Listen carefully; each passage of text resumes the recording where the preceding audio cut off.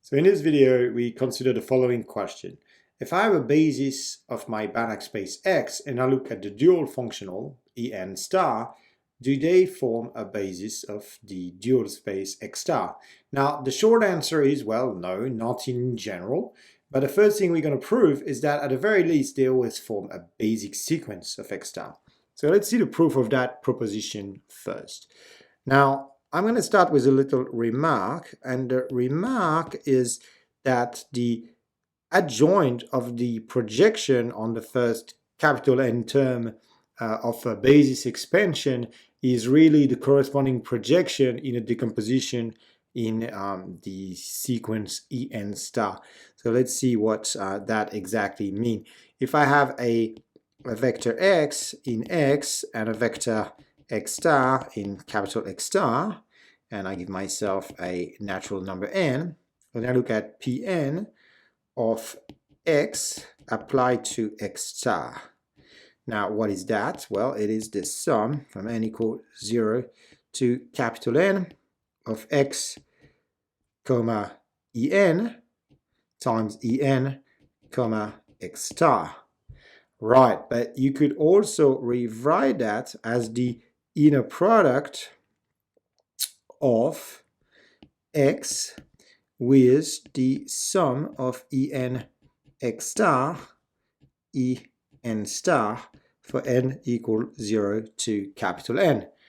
Right, that would give you exactly the same result. And what is that? Well, it is X applied to Pn star, the adjoint of Pn applied to X star. Right, so we have a concrete expression for Pn star of a vector X star. It is the finite sum n equals 0 to capital N of the En X star En star. Right, now let's consider the space, let's call it Y star, that is the closure of the span of the Ej star, and J is in N, inside X star. Right, so really proving that En star is a basic sequence means proving that En star is a basis of Y star, if not a basis of X star. All right, now the En star are certainly all non-zero, so all we have to show, right, that's because En star Em is delta Nm. Let me remind you of that. So all we have to show really is the third property in proposition 10.3. But notice that we have this concrete expression for Pn star, so we're going to use that. Now let's take an element X star in Y star. Because it's in the closure of the span, there has to exist a sequence Xk star in the span of the Ej star such that, so raised to the n, such that X star minus Xk star tend to 0 as k goes to infinity. Sure, but what does such an Xk star look like? So for every k in n, there exists an nk in n, such that Xk star is a sum of some numbers, lambda kj, times some j equals 0 to nk, times Ej star. And really these numbers here, the coefficients in front of Ej star, have to be Xk star, comma, Ej. Right, now why is that? So maybe this is not clear straight away. So this is of this form. Lambda kj Ej star. That's, there exists lambda kj, j equals 0 to nk, such that this holds. That's because it's in the span. But now notice that Xk star tested on En for every n in n is going to be the sum j equals 0 to nk of lambda kj ej star tested on En, and well, this is equal to lambda kn if n is below nk, and it's going to be 0 otherwise. Okay, so what we have really is that the xk star is equal to the sum of xk star en star n running between 0 and nk. That's for every k in n. And what is that? Well, we've just computed that this is pnk star of xk star. And this is also equal to Pn star of xk star for all capital N greater or equal than nk. Right? So it's a finite linear combination of En star, my xk star. Okay, so that's all we need now, because what happens when I look at x star minus the sum n equals 0 to capital N, so let's fix an n in n, and let's give ourselves a k actually in n, and let's pick a n greater than the nk corresponding to that k. So when I look at this minus x star en, I can use triangle inequality and control that by x star minus xk star plus xk star minus this here, sorry, En star, which is really Pn of the sum of x star En star, so Pn star. Okay.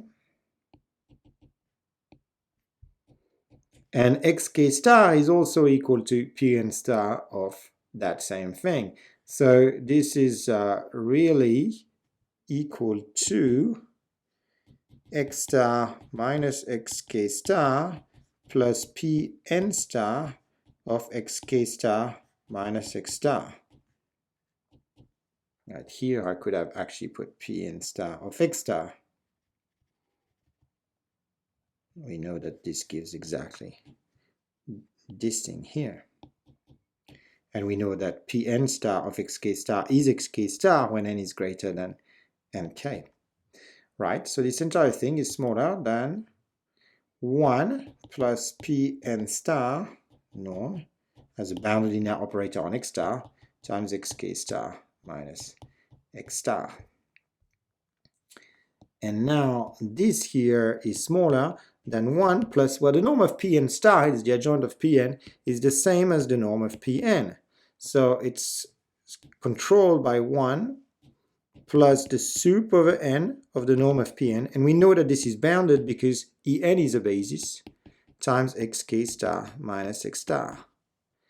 Okay, and now for every epsilon, there exists a k in n such that for all n greater than nk, x star minus sum of x star en star is smaller than epsilon. And that is exactly to say that x star converge is the limit of this finite sum as n goes to infinity. And thus En star is a basis of y star. Okay, so now that we know that En star always forms a basic sequence of x star, we should ask ourselves, when does it form an actual basis? And the fact is, it's going to depend on properties of En, and a property that we're going to call shrinking. So this is the role of the next proposition. We will prove that En star is not just a basic sequence, but a basis of x star, if and only if, when you look at any functional acting on some of the tail part of an expansion into the En basis, then the action of x star on the tail part gets small as you get further down into the tail. Now, that makes sense, this is to be expected because we have convergence of the partial sum when you take an expansion into the basis En. But this is really telling you that this is happening uniformly. So now, okay, so let's prove this result. So let's go one direction first. If I have a basis and you give me an x star in capital X star, and you give me a n in n, then what have I got? I've got that x star. If I'm only acting on elements of the closure of the span of ej j greater than n, things that only in the sort of tail part of the decomposition of the ej's, well, if I'm only acting to things that are linear combinations or limits of linear combinations of ej's for j's greater than n, if I'm using Pn minus 1 star of x star, I'm going to get 0 acting on that span, right? That's because, okay, let's check that out. If I have Pn star minus 1 of x star, and I apply it to a sum from k equal n to infinity of ek star comma some y times ek, then what have I got, right? I've got that this is equal to x star times Pn minus 1 of the sum k equal n to infinity of ek star y ek, but because this sum here has no elements corresponding to ek for k up to n minus 1, this has to be 0.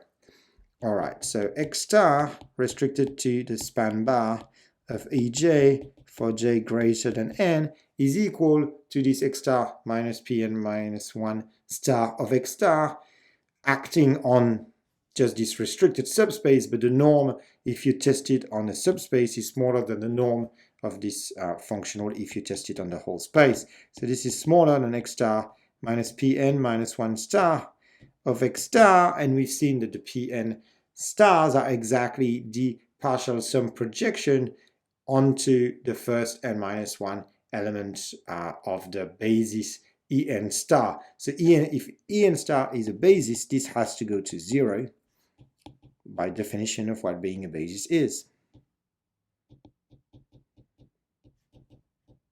Okay, so that's some of the easy direction, but the other direction is not hard either.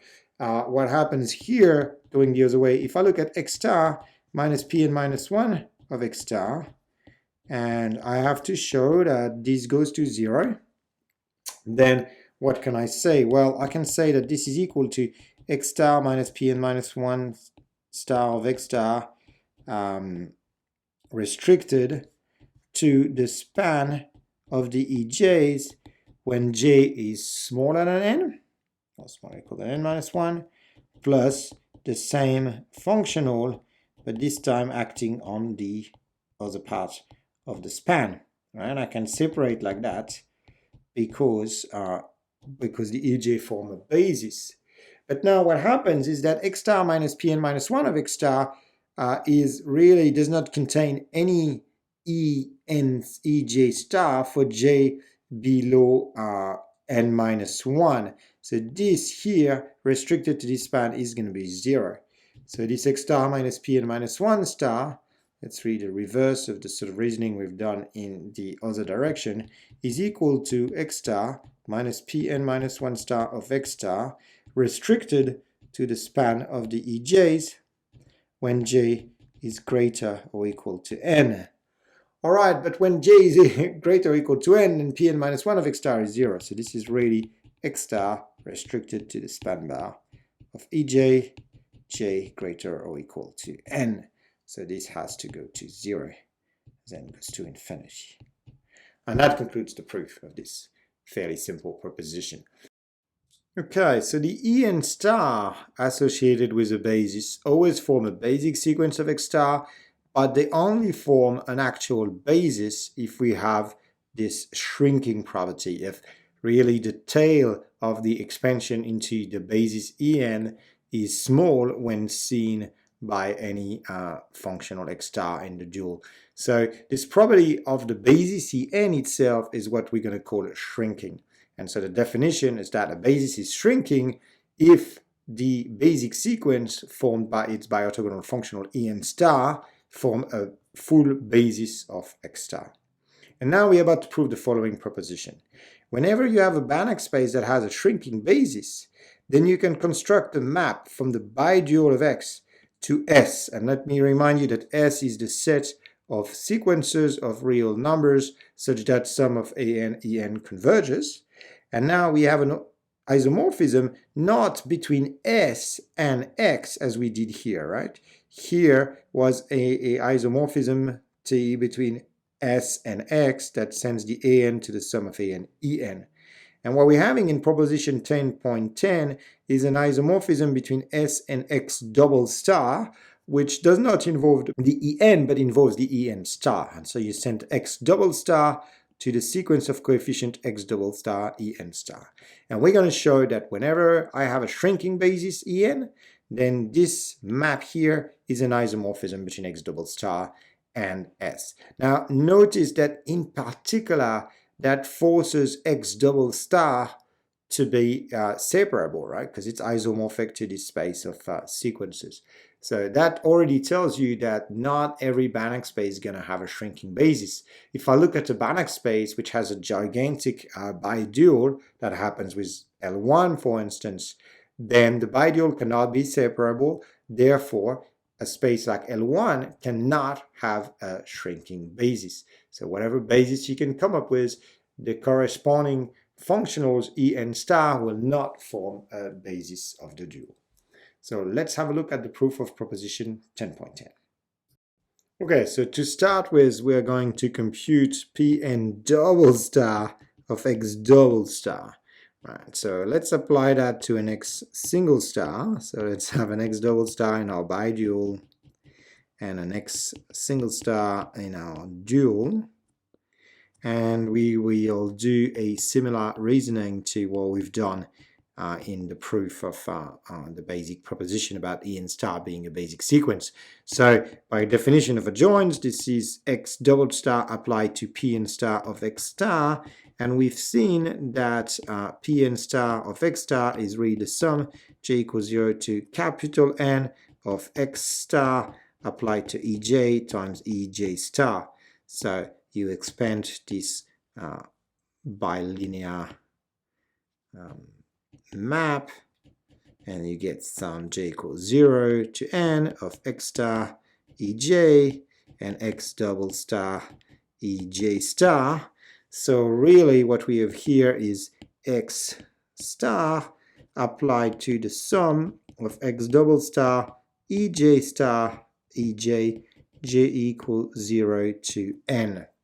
So what we've proven is that Pn double star of X double star gives us, it maps an element, a generic element of the dual X star star to an element of the space X itself actually, by having X double star act on the Ej star and then multiply that by Ej. Right, that's for every n in n and for every X star star in capital X star star. All right, so what does that tell us about the norm in S of the X star Ej star? Right, if I look at that, norm of that in S, this is going to be the supremum over all n of the norm sum j equals 0 to n of X star star Ej star Ej. That's by definition of the norm of S. And that is literally the supremum over n of the P capital N double star applied to X star.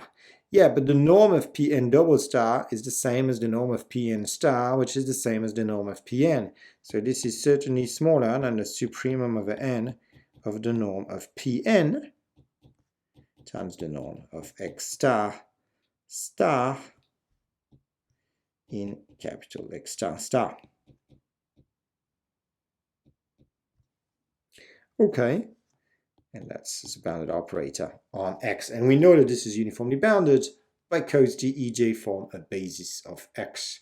So what have we got here? We've got that the operator T that maps X double star to its sequence of coefficients X double star EJ star, J in N, well, that's a bounded linear map between X double star and S. Okay, linearity being fairly obvious. Now, is this map invertible? Well, let's have a look at injectivity first. If I have X double star and Y double star in my bidual, and T X double star is equal to T Y double star, then what have we got? Then we have that X double star E J star is equal to X double star E N star, sorry, E Y double star, E J star for every J. But now remember that the EJ star form a basis. So if two functionals are equal on the basis, then they have to be equal on everything. Therefore, X double star is equal to Y double star, since the EJ star form a basis of X star. That's because EJ itself is shrinking. That was our assumption. Okay, so now let's show that this is surjective. Okay, so for surjectivity, let's pick a sequence AJ in S. All right, so it is in S, so we have that the supremum over all n of sum of AJ EJ, j equals 0 to n, is finite. That's the norm in the Banach space X. Okay, so if I look at the sequence of elements in my Banach spaces Xn, defined as these finite sums of EJs, I have a bounded sequence. So Xn is bounded.